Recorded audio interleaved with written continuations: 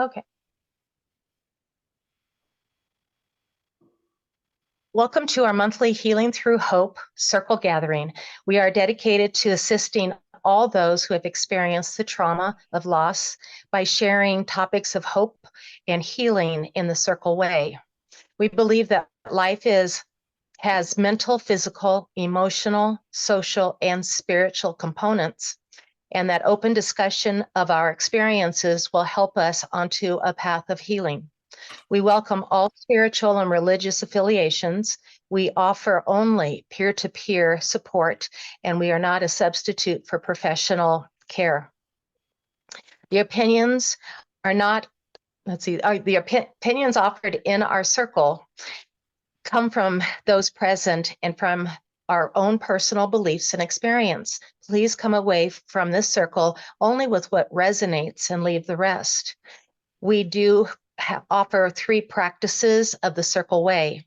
1, to speak with intention, noting only what has relevance to the conversation at the moment. 2, to listen with intention, respectful of the person that is speaking by listening from the heart without judgment. And 3, to tend the well-being of those who have gathered in this circle, remaining aware of the impact of our contribution. Well, I am going to ring the bell twice to open the circle gathering. Once to honor and welcome all of us that are here present, and once to welcome and honor all of our loved ones who are here with us.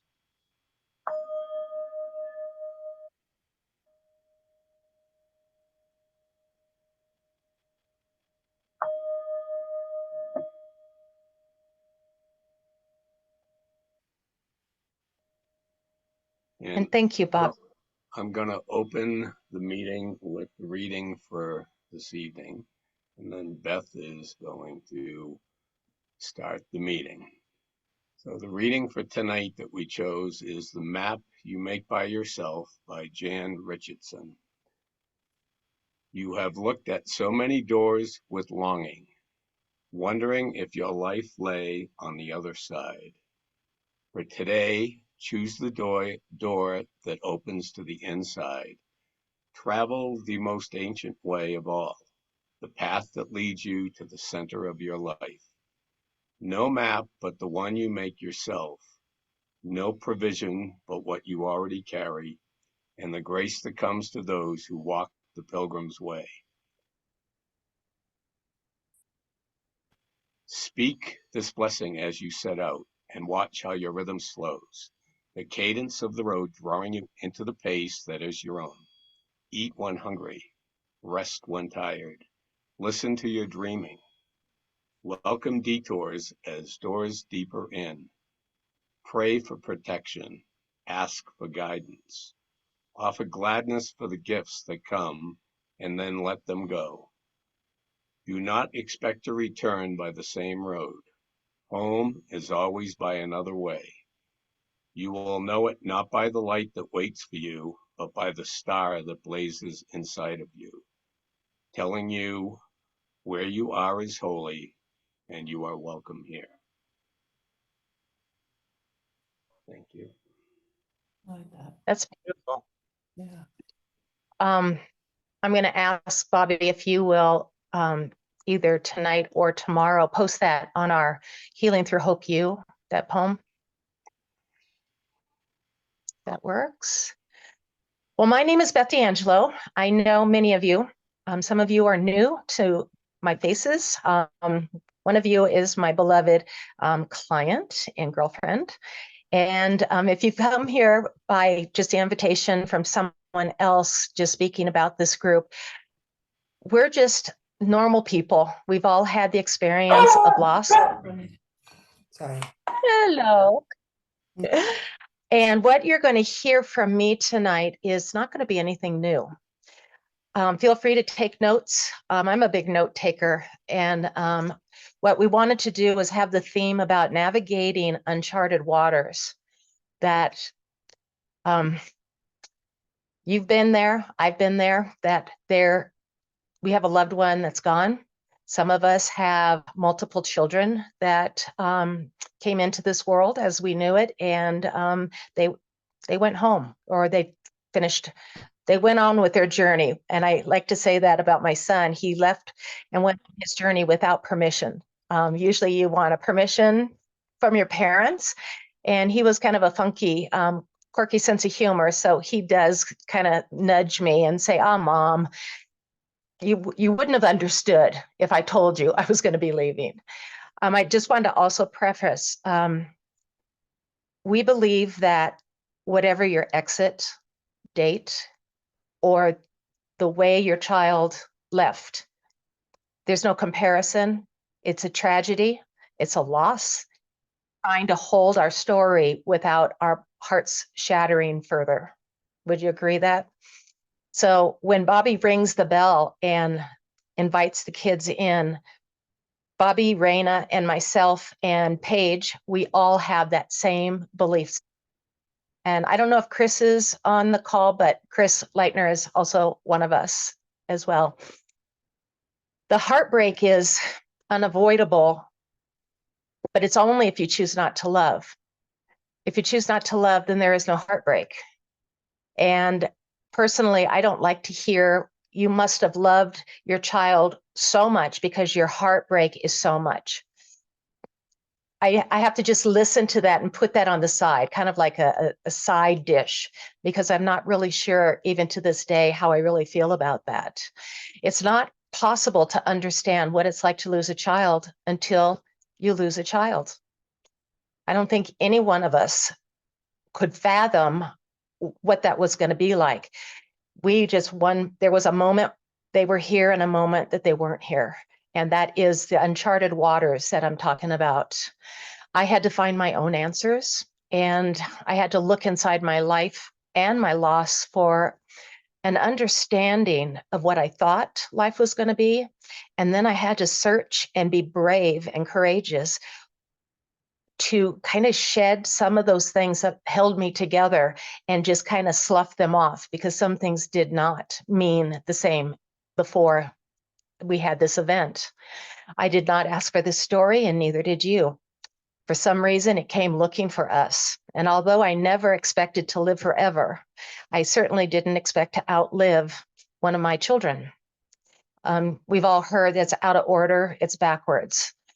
We're not the only people on the planet that have had to say goodbye to their kids. But we live in a society right now that's pretty amazing, that we're able to have the technology to be with each other and to listen to each other and to find maybe that one piece of someone's story that's going to fit in your puzzle, that's going to make something go aha, or something's going to make a deeper new meaning. I've lived pretty much with of a core-centered, optimistic outlook. Always have. I think I always will be. But this life event would have me question just about everything that I thought was meaningful. Then, during my dark night, when it was so bleak and suffocating, I stumbled a lot. I didn't know how to do this. I would be the first one to go to someone else's house and show them compassion and hug them and weep with them and cry and hold space for them. I think it's a human condition that we can't go to those doors, those rooms, because we would implode. I don't think we are wired that way to what would it be like if my child died before me. When you're in that place, all bets are off and everything's on the table. There was pockets, and I'm going to talk kind of about me, but it's really about all of us in the collective. There were only pockets of time during my day that I could cry and I could mourn and grieve and cry for my own brokenness. I had a child at home. I had another one in college, and I worked full time. No one ever told me, "Take some time off, Beth." We flew from Hawaii to Denver. We had the service. Then we flew back. I don't know how many days I took off from work, but it wasn't even a conscious thought. I was stumbling in the dark, one foot in front of the other, and didn't know how to do this. I've always had the notion of the North Star being my guiding light. And when Mom was here, she was my living North Star, and she's not here anymore. And she's still my North Star. So that's one thing that I can look out at Navigator, and I can look at the stars. And way back when, before there was any technology, that's how they navigated. Early ancestors navigated on the water with the stars being their guidance, the currents of the waters, the wind, and that's pretty much their steering. When we lose a child, there's not that guidance system. Some of us had religious upbringing. Some of us said, you know what, I can't go there. You know, I'm mad at God, I'm mad at life. Some people are brought into different groups for survival and realize, you know, I have to find my own tribe, my own community. And that's why we're gathered here today. I was desperate to find a sense of hope and some kind of a silver lining. And the one thing that I knew that I could navigate through this darkness was I could write down words and thoughts. And I'm not a writer. I have become a writer, but I wasn't at the time. And that was really the only thing that I felt that I could control. Everything spun out of control. But what I could hang on to is what I put down on paper. I write Dear Mom letters. That's one of my big things that I do on navigating through uncharted waters. I would write Dear Mom, and what would Sean want me to know? When we came up to the 10th anniversary of his death, my therapist said, what would Sean be doing if he were still here? I said, I have no idea. I have so many questions that I haven't asked. I don't know. And she said, why don't you ask him? Write him a letter and then let him write a letter back to you.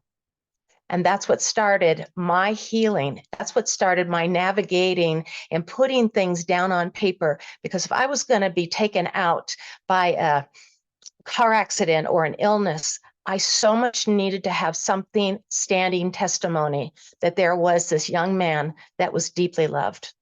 And the space that he occupied is filled in with air and other breath. And I needed to carve a place for him to be there with me. Oh my, I feel like I'm kind of spinning out of control right here. There's a poem that was part of my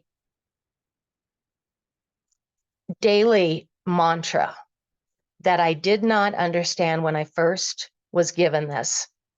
And when I run into parents who have the same experience as myself, I say it may not make sense now, but hold on to this. And I'm going to read this to you. This is from a woman named Sasha. You will not always hurt like this. These words are true. If they do not reach your heart today, do not reject them. Keep them in your mind. One morning, not tomorrow perhaps, but one day after tomorrow or the next month or the next month after the next month. One morning, the dawn will wake you with the inconceivable surprise that your grief will have lost one small moment of its force. Be ready for that time when you can feel yourself say these words. You will not always hurt like this. We won't always hurt like this. That being said, it doesn't go away. The edges just soften. They take their time to soften so the rawness isn't quite so piercing. And I go in and out of murky waters and where I want to just scream. And that has changed over the years that I've had to find where my son is. And I had a very wise person take me to lunch, probably 3 months into his absence. And she simply said, where do you think your son is? I didn't say anything. She goes, do you think that he's in the dark? Do you think he's in some scary place? And I said, of course not. Why are you looking for him there, Beth? And that was a pivot point for me. I worked at a resort in Hawaii. So I worked with people who were on vacation. They saved a lot of money to go to Hawaii and have a happy time. And I'm their fitness coordinator. And I have this broken heart. And I've said this before, please forgive me, people out there, all of you that I took hostage. Because all those questions of how many children do you have, you know, all of this.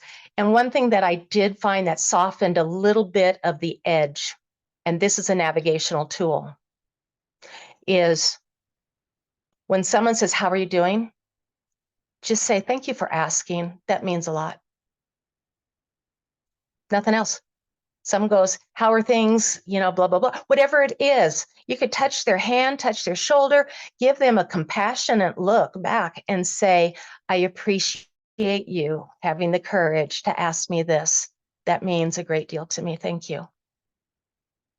It gets you off the hook, gets them off the hook, and not everyone is comfortable talking about the loss of their child. We are the walking courageous ones. It scares, I think it scares some of the normies a little bit. You know, it's not like you're going to catch the disease. So we are the walking testament of what it's like to love deeply and to have had that experience of needing to find a way to hold the story together, hold the container without imploding on ourselves. Your answers are already inside of you. They're in your heart. They're there. I used to think if I just bought another book, if I just listened to another story, if I heard more songs about hope, if I immersed myself in music that made me cry because I just needed to have a water ritual. I needed to be by myself and just let the weeping as a mother happen. I realized I had the answers always inside of me, but there was a part that I didn't want to let go of because it was the part that was keeping me together. And that was my grief. That's my grief. Don't tell me I can't grieve, because if I can't, what's going to hold me together? And I just had my 20th anniversary of Sean's absence. And those of you that know me hear me say quite often, his presence has become stronger than his absence. And that's because I refuse to let him go. I drag him into my head, into my heart, into my music, in my writing. I let people know that I'm the mother of 3 sons. I no longer have to go through the choppiness of, you know, how old are they? How many years apart? So my story lately has been, I'm the mother of 3 kids. My youngest child is still living on the island in Hawaii. And there's 21 months between my first 2, and there's 18 and a half years between my middle and my youngest kid. I go, oh, and for some reason I say that out of pride, but I don't always need to say I have one that died, one that's not here. I just need, in my heart, my tool is to find those ways that I keep him present. And I spill the beans with you guys. When I hear a story of another parent who's lost a child, I immediately want to know their name. And they're my kids. I pull them into my essence. I have a lot of children. I have more children than I wanted to have children. But these kids are not letting us let go. This is a choice to be on a Zoom. There is so many outreaches. This is just one of very many, of many. I wanted just to bring up, let's see here. Have you heard of the word surrender? You know, just in addiction therapy, they say if you just surrender, and it's like, you know, whatever. But surrender does not mean giving up. So when I chose to surrender that my vessel was not going in the direction that I wanted it, I had to surrender and trust that I was on a navigational path. I just didn't know where it was taking me. And we did Healing Through Hope. You did a whole series on the hero's journey. And when you get knocked upside the head and you're just exhausted of being exhausted, that's part of those sliver of light that can come in. And it just needs a sliver, that light, that little sliver that you're going to be okay today. Maybe not tomorrow. But I'm a big believer of this. I feel, and I don't know where this comes from, except for it's in my heart, is that the moment that our child was aware that there was no turning back, they never wanted us to hurt the way we feel hurt. My son lost control of his car outside of Durango. It was a blizzard, it was black ice, and he had elevated blood alcohol. Any one of those things. But everything together was the perfect storm for him. And I wrote a letter to him saying, what was that about? And he wrote a letter back to me with my own pen and walked me through that whole thing. That before the cars hit, everything stopped for them. 5 survivors and 1 fatality. And they all felt everything was going to be okay. They just had to play it out. He never expected to die. I think when we're talking to others who have a child that made the decision that their pain was so great that they needed to take themselves out. This is just Beth D'Angelo. I believe even at that moment of no return, they just wanted their pain to stop. That's it. They just wanted it to stop. And I can love that. And that's a navigational tool that I choose to hang on to. Do I know for certain? No. Do I have a deeper meaning because I've chosen to believe that? My God, yes. Yes. I love the kids. I love those of your children who did not mean to leave. And guess what? They're with mine. And my kid's pretty cool. I love that smile, Marlene. Thank you. I wanted to bring up just a few things here. And this came from a woman that I have studied. Her name is Michelle James. And I'm going to read some of this, and then I'm going to take some notes and put it in on our Facebook page. But she's talking about this world that we live in is so accelerating, and it's such at a fast pace. There's unprecedented change that's going on in almost all levels. When we are hit with grief, we really don't care about that anymore. It's like my life has become unmanaged. I don't care what the price of gas is today. Those kinds of things that we used to worry about are kind of like flicked off. They're gone. But what she says is, I use it for my own journey through trying to heal a little bit more of my fragmented heart, is change the lens you use to seeing the unknown. Put on a different lens. Look at it a little differently. She goes on to say, do you see the unknown something to be feared, challenged, dealt with, managed, or overcome? Or is it something to be navigated, explored, embraced, cultivated, and expressed? We talk a lot in our outreach on the coexistence of grief and joy, that they can occupy the same space. And I'm never going to be the happy all the time. like, he's gone, but I'm not always going to be, he's gone. I'm going to be the sad, ripped, hearted human mother. And I've learned to change the container that I hold my tears in. I change the container, and it's like, I love I love using water as a metaphor. Water will fill in any kind of container. And that's why I say a water ritual for tears. Let that happen. It is a sacred, sacred space when the tears fall. And you can't make a real tear if you don't feel.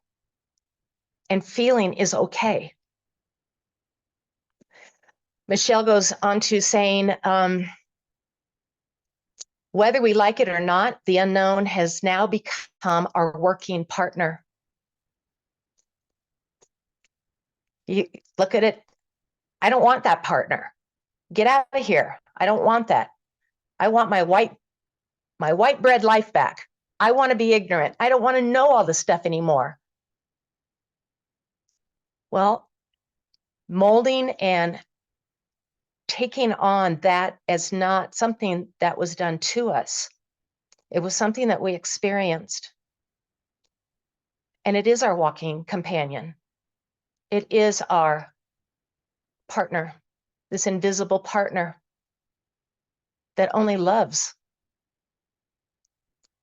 and is trying to help us navigate through a place that we never thought we would be in. Allow the process to be messy. Would you agree this is messy? It's not in a nice little organized, it is scattered. And it may always be messy until we take our last breath.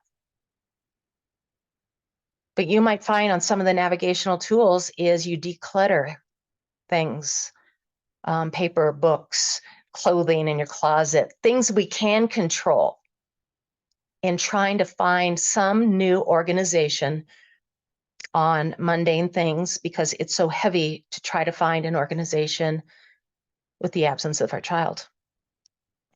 So she says, allow the process to be messy. And the people who don't know what we're experiencing, may they never understand. Give them a pass.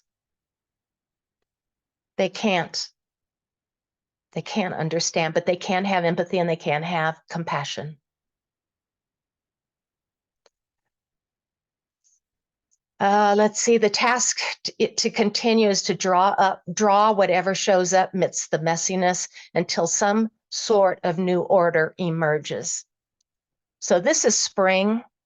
And I remember the first few years, I didn't want to see new growth. But some of my navigating and trying to find metaphors that made sense for me is in the dead of winter, when there's not any sign of life, the roots are gaining strength. So when spring comes, new growth can burst forth. And I chose to look at my process of living the same way. And I don't have a personal season that's winter when nature has winter or spring or summer. I'm at a different season all the time, but I've chosen to think that way. Right now I'm in the season of spring because I have so much to give birth to. And it's the unknown. I've never published a book. I just know that no one can write it for me. And it goes down. It may never get published, but the words that come out of our hearts and out of our thoughts needs to go on paper.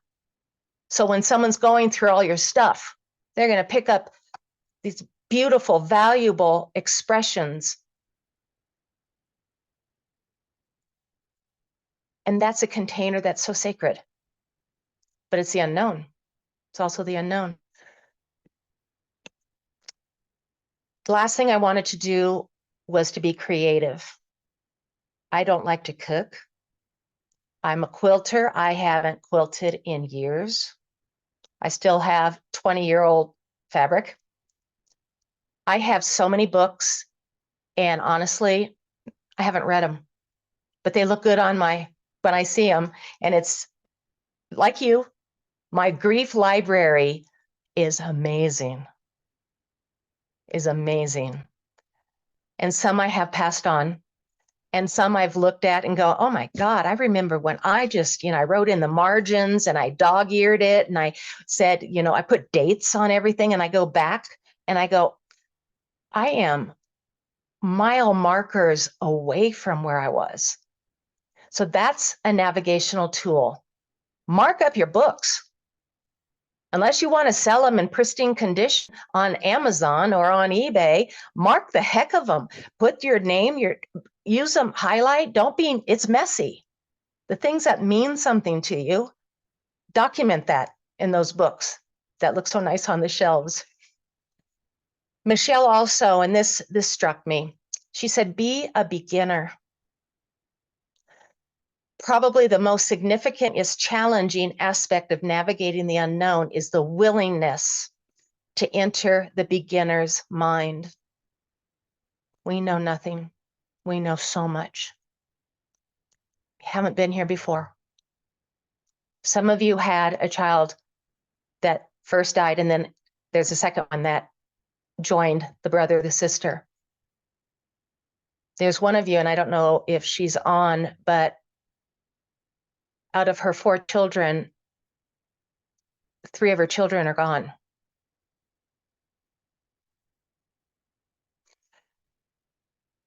And a book that we could all be collaborative on is What Not to Say to a Grieving Person.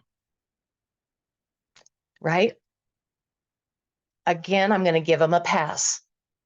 I think our friends and our family and the people who love us want so much to have that magic word or that phrase to help us not hurt so bad.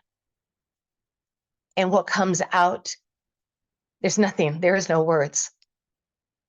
But the trigger for me was, God will only give you what you can handle. And I wanted to scream, I can't handle this. And I didn't. I was polite. And I said, thank you. But we could have a whole volume of books on just what that means to the grieving community. We live in a knowledge-based society, and we are educated to have the right answers. The more we know, the more intelligent, capable, competent we are considered. We are rewarded and recognized for that which we know, not what we don't know. But we're not helpless. We just don't want to do this. Take this assignment away from me. I don't want to go outside. I don't want to see someone laugh. I don't want to know that you're going to their wedding. I don't want to know about the new baby. I can't do it because that brings up what we're grieving, what we don't get. It's okay. That's probably the biggest healing component that I had to hold. And I go back to when I said, where is Sean? And I started to see him in the smile of a child. I started to see him with joy of a couple that are planning a wedding. I got to put myself into their joy, not in what I won't get. And believe me, it was easy in Hawaii at a resort. I chose when I was out and in public to find where is my child and try to cultivate a stronger presence than the absence.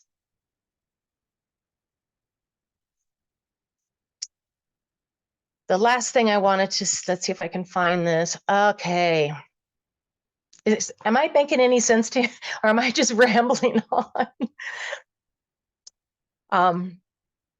Bobby and Raina know me well enough that I do talk a lot, and I haven't looked, I don't know what time it is, but I wanted to read this last piece.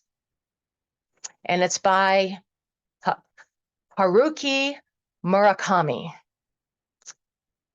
And once the storm is over, you won't remember how you made it through, how you managed to survive. You won't even be sure whether the storm is really over. But one thing is certain. When you come out of the storm, you will not be the same person who walked in. That's what this storm's all about. We don't go back to that day one of the phone call, of the knock on the door. That's part of our story. That's in our sacred container. I never want to not cry. And I do. I give myself permission to cry. I give myself permission on Mother's Day to go buy myself something. And John's rule, it's nothing you need, Mom. Don't buy an essential. But I got kind of carried away because I do buy birthday presents from him, Mother's Day presents, 4th of July presents, holiday presents. My justification for having a serotonin shopping spree is I don't have to buy anything for him anymore. And I got to tone that down just a little bit.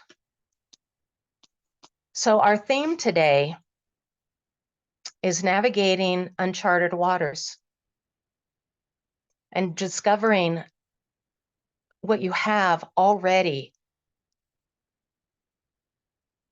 in your toolbox, and to trust and lean into that kindness of yours and that love that you have.